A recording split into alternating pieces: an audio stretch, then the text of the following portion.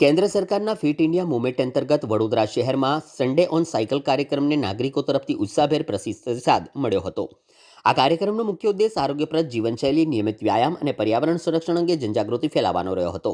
રવિવારની વહેલી સવારે યોજાયેલા આ કાર્યક્રમમાં શહેરના વિવિધ વિસ્તારોમાંથી યુવાઓ, મહિલાઓ, વરિષ્ઠ નાગરિકો મોટી સંખ્યામાં ભાગ લીધો હતો।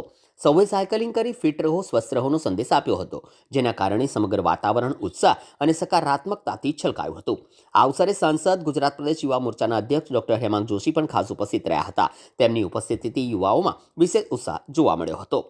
કાર્યક્રમને સફળ બનાવવા માટે આયોજકો તેમજ સહભાગી બનેલા તમામ નાગરિકોની પ્રશંસા કરવામાં આવી હતી। ફિટ ઇન્ડિયા મૂવમેન્ટ અંતર્ગત યોજાયેલા આ કાર્યક્રમ વડોદરામાં આરોગ્ય અને ફિટનેસ પ્રત્યે નવી જાગૃતિ જગાવવામાં સફળ રહ્યો હોવાનું જણાવ્યું હતું। વડોદરા માટે ખૂબ જ હર્ષની ક્ષણ છે, કારણ કે આદરણીય વડાપ્રધાન શ્રી નરેન્દ્રભાઈ મોદી સાહેબના આહવાનથી પ્રેરાઈ અને ફિટ ઇન્ડિયા મૂવમેન્ટ અંતર્ગત દેશના જે મુખ્ય શહેરો છે એવા તમામ મુખ્ય શહેરોની અંદર સન્ડે ઓન સાયકલ્સ આ અભિયાન થતું હોય છે।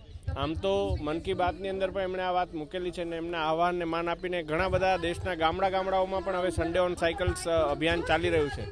પરંતુ ministry of youth and sports affairs દ્વારા, ભારત સરકાર દ્વારા આજે જ્યારે વડોદરાને ચયન કરવામાં આવ્યું છે, ત્યારે 55મું અભિયાન સન્ડે ઓન સાયકલ્સનું વડોદરા ખાતે યોજાઈ રહ્યું છે અને આ અભિયાનની અંદર 500થી વધારે સાયકલિસ્ટો જોડાયા છે મોટી સંખ્યામાં। સાથે સાથે તમામ મહાનુભાવો પણ, અધિકારીઓ અને પદાધિકારીઓ પણ આ મુહિમમાં જોડાયા છે।